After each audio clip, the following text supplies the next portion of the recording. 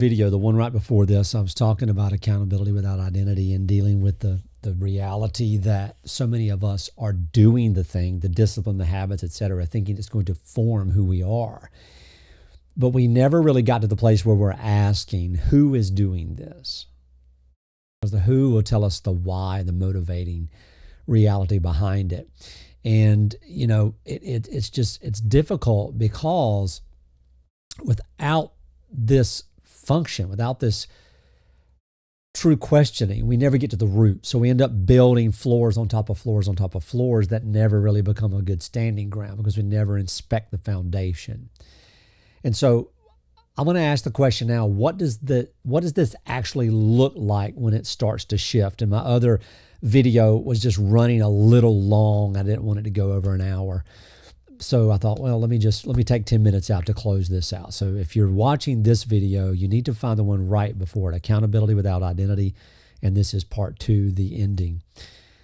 This is what it looks like. So I want to manage your expectations here a minute, because if you're picturing some dramatic before and after, like, oh my goodness, some, single moment where the fraud feeling lifts and this new person walks out and there's a choir singing and light shining and birds flying. It's not going to happen. That's usually not how it goes at all. I wish I could tell you that it was, because everybody could say, okay, there's that transformative moment. And it would make for a better story, and we'd all be talking about our experiences on a channel rather than just teaching the boring, mundane reality of what it means to actually be yourself. But that's a beautiful story, right? That's not what I've watched happen. I've watched the beautiful story of just natural alignment. I've watched happen in myself and with anyone I've worked with, something very subtle, not grand. What actually happens is very quiet. It's very hidden. It's a gradual change in the texture of things that you were already doing. The same honesty, the same reliability, the same care you've always brought to the people you love, and the work that you're responsible for, but nothing about the visible behavior necessarily changes at all. What changes is underneath it, and it shows up as a kind of ease that wasn't there before. Less effort spent managing how you're coming across.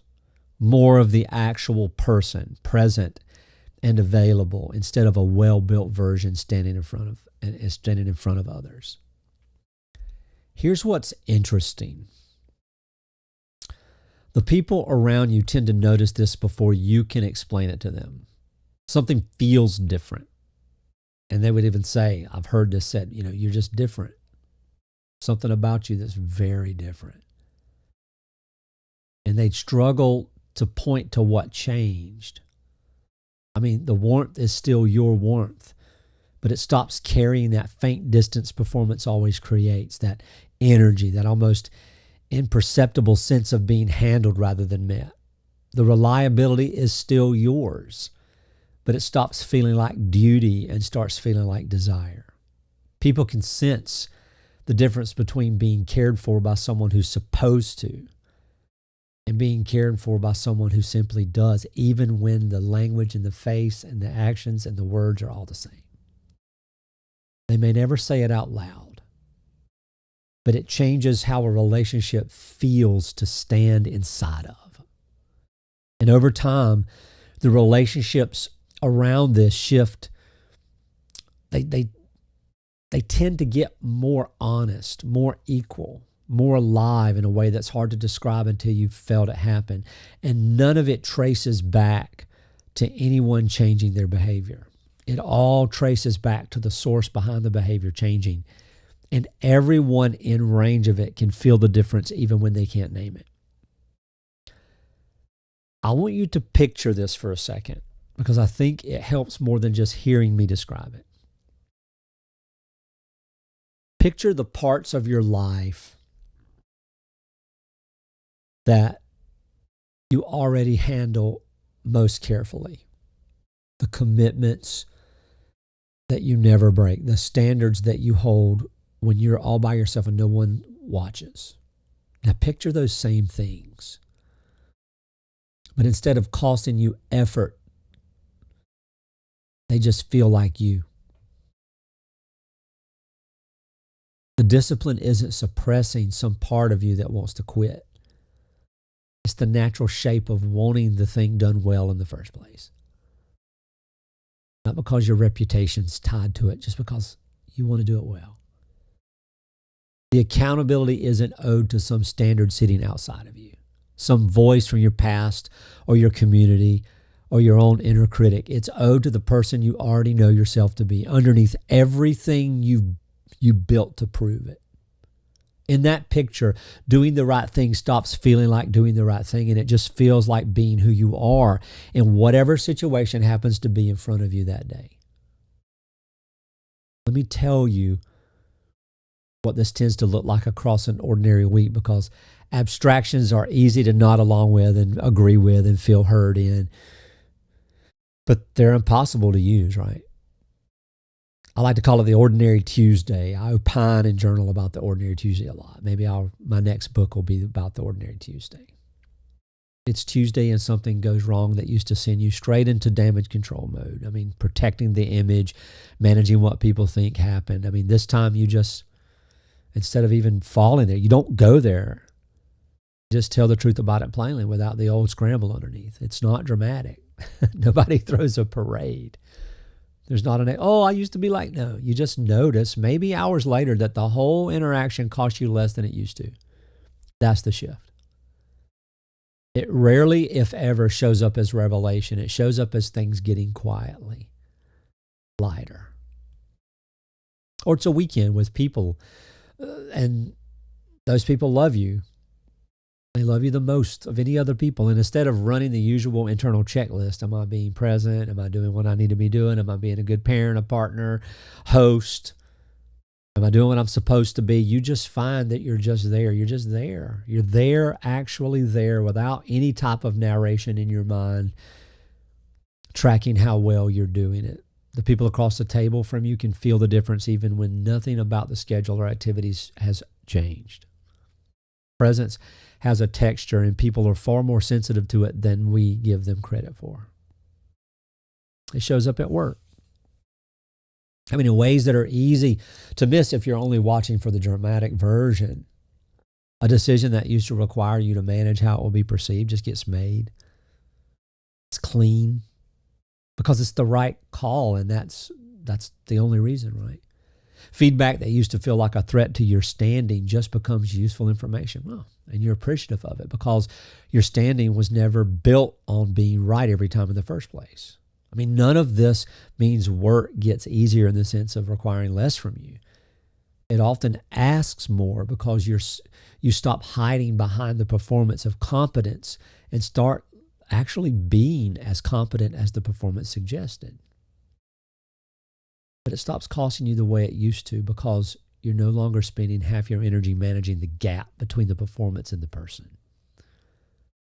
I know how that can sound when I say it out loud. It can sound like some kind of fantasy mojo bull jive.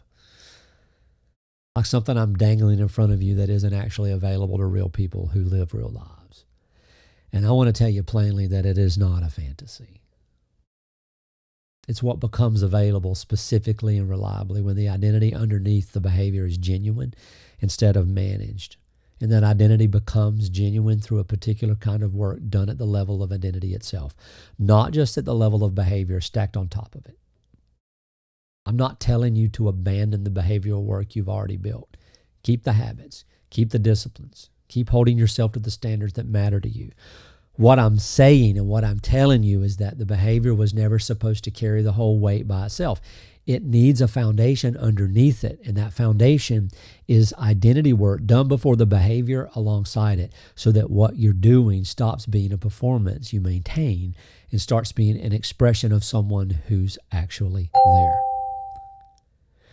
I think the people who've walked with me since April of 2023, when my own life came apart and then together and had to start from somewhere much closer to the studs than I expected, none of them handed me a new set of behaviors. What they gave me was patience while the identity underneath my behavior slowly became something I could actually stand on because it's what was actually there. That's what I'm trying to hand you right now. Not another habit, somewhere to stand. I'll leave you with this. If you came into this day, into this little lecture, doing everything right and still feeling like you haven't arrived, I want you to hear that the problem was never your discipline. Your discipline is not the thing that failed you. What was missing was the deeper work underneath it. What most frameworks never ask you to do because it's slower and less visible than another habit tracker or another routine. That work is available, but it is only and absolutely will only ever be reserved for people with more, what is it? Willingness to just sit still. It's not reserved for people with more time. It's not available for people with fewer responsibilities or some special aptitude for self-reflection. It's available for anyone willing to ask the harder question instead of the easier one.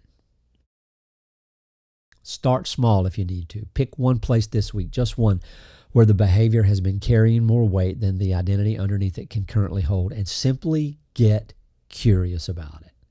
You're not trying to fix, and you're definitely not trying to overhaul your whole life by Thursday. Just get curious. Ask the question honestly and let the answer be whatever it actually is, even if what it actually is makes you very uncomfortable. Discomfort here isn't a sign you're doing something wrong. It's typically a sign that you finally asked the real question instead of a mere comfortable one. So don't throw out what you've built. Keep the standards, keep the discipline, but start asking underneath every single one of them, who is actually doing this? Where is this coming from? Is this me, or is this a very good performance of me built a long time ago to keep me safe and loved in a world that asked for the performance before it ever asked who I actually was?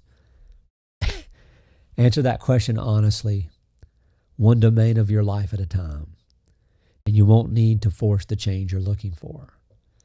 It'll just show up on its own, quietly, the same way it always does, as an old behavior finally coming from somewhere true rather than as some new behavior you had to produce.